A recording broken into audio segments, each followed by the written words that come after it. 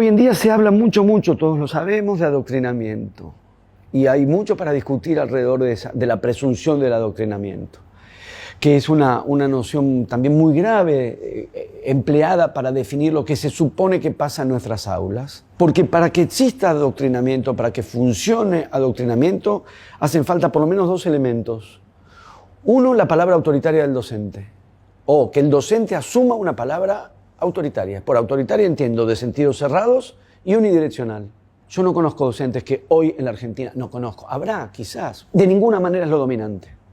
De ninguna manera justifica una caracterización general del estado de cosas de la educación en la Argentina suponer que los docentes son preponderantemente o mayoritariamente o medianamente autoritarios. Para nada. Me parece que lo que predomina es una disposición justamente a abrirse a intercambio. Dije, son dos instancias las que se presuponen para que pueda haber adoctrinamiento: el docente autoritario y el estudiante cuya cabeza está lo suficientemente hueca como para que la palabra del docente penetre y sea recepcionada pasivamente sin hacer nada con ella. Solamente así hay adoctrinamiento. Una palabra autoritaria unidireccional y una cabeza hueca que recepciona pasivamente. Ahí uno adoctrinó. ¿No son así los docentes? No son así nuestros estudiantes. De manera que solamente quien imagina la educación como una escena de prepotencia puede asignarle o adjudicar supuestamente adoctrinamiento. Cuando uno ve el modo en que se comportó nuestro jefe de Estado en una escena escolar, uno dice, claro, porque él efectivamente hace eso. Más allá de que no era una clase y de que daba un discurso, su prepotencia, su agresividad, su disposición a dañar, humillar y denigrar a los jóvenes que estaban ahí, chicos que estaban ahí, a quienes degradó, denigró, humilló, prepoteó, insultó. Insultó en el sentido de que si alguno de los que estaban ahí tiene un pensamiento de izquierda, lo descalificó, le dijo zurditos y pensando que se podían desmayar por su palabra, celebró que se desmayaran cuando él hablaba. Esa enunciación es de un grado de autoritarismo como pocas veces vi en gobiernos democráticos. No enseñamos así, no nos colocamos así, no nos posicionamos así frente a nuestros estudiantes y nuestros estudiantes no son receptores pasivos de lo que decimos. Por lo tanto, cuando un docente en el aula toma posición y dice lo que piensa, no está adoctrinando. Porque para no hacer eso, hablando de cómo suponen los que hablan de adoctrinamiento que los estudiantes son pasivos, estarían pretendiendo también un docente que se posicione como no pensando nada sobre aquello que está enseñando. O sea, que luzca también como una especie de tarado. Que enseña algo, enseña historia, enseña un cuento de tal o cual autor o una novela de tal periodo. ¿Y cuál es su posición ante eso? Ninguna. ¿Qué piensa él de eso que está dando? Nada.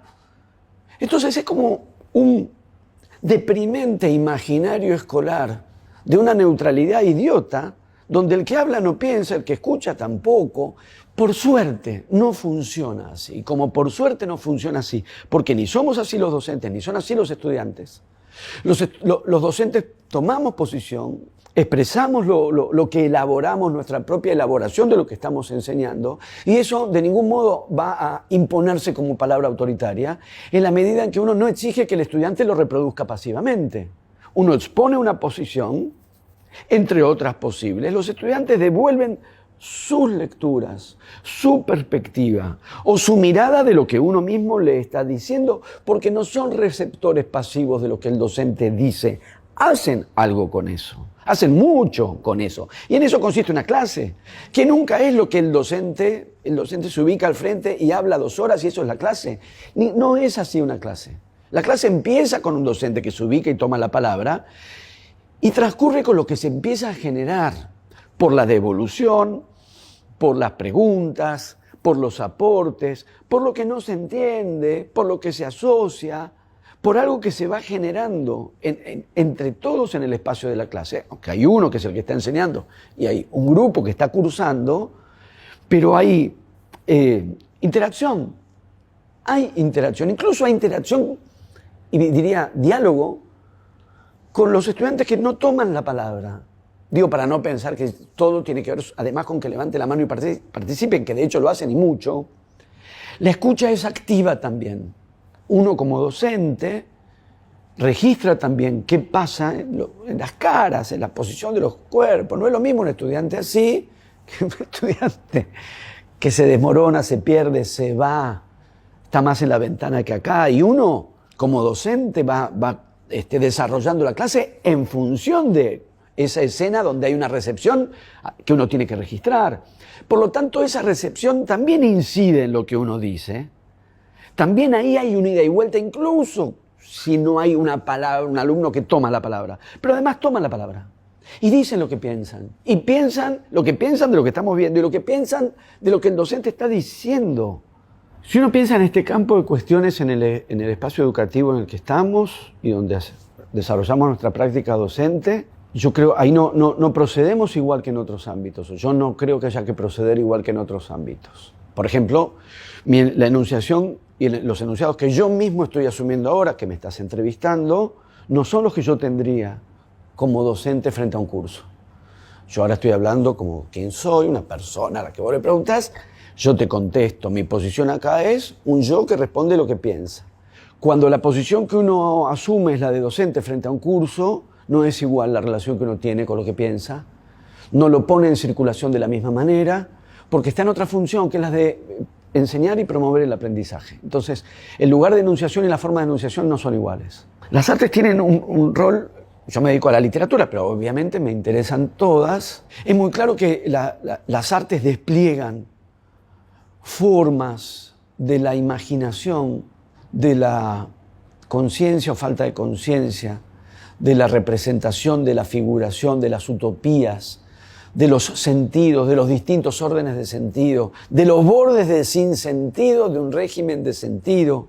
Es decir, las artes suponen respecto de la realidad de un mundo en 1000 facetas. Todas las expresiones artísticas, porque desarrollan una modulación más intensificada de los imaginarios y de las representaciones, habilitan un espacio primordial para que transcurra todo esto o para ser pensado todo esto. Las dos cosas a la vez. Permiten formular deseos, imaginación, utopía, memoria, porque como tienen un espacio de representación y de figuración y de lenguaje específico, tienen la posibilidad de desarrollar formas propias de figurar, de decir, de significar, y esas formas a la vez transcurren en la realidad del mundo y dialogan con la realidad del mundo. Entonces son espacios privilegiados para generar imaginarios y para interrogar y reflexionar sobre, insisto, imaginarios, representaciones, figuraciones, deseos. En el campo de las artes, claro que hay planos y dimensiones distintas, muy distintas.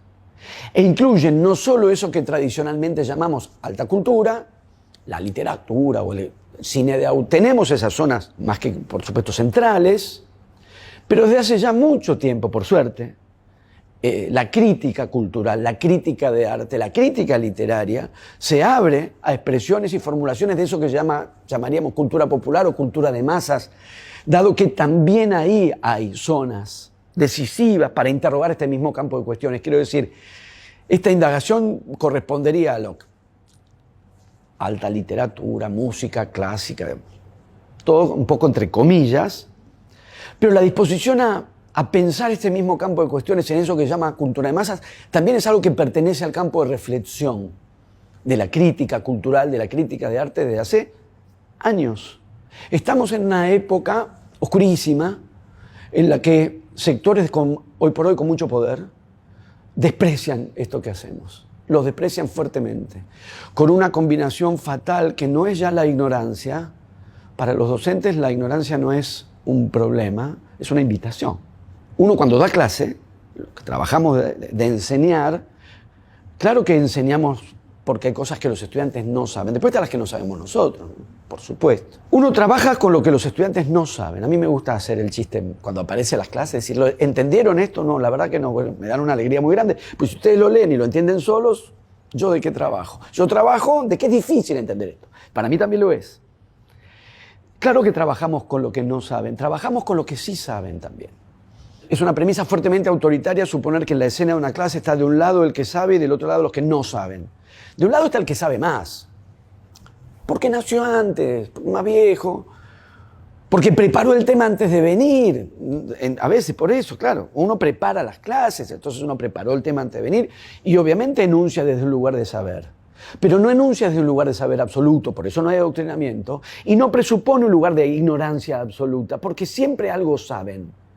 Y el docente maniobra hacia lo que no saben, porque está enseñando, con lo que sí saben, que los propios estudiantes van a poner en juego en una clase. Una clase puede ser un espacio en el que abrir esa reflexión.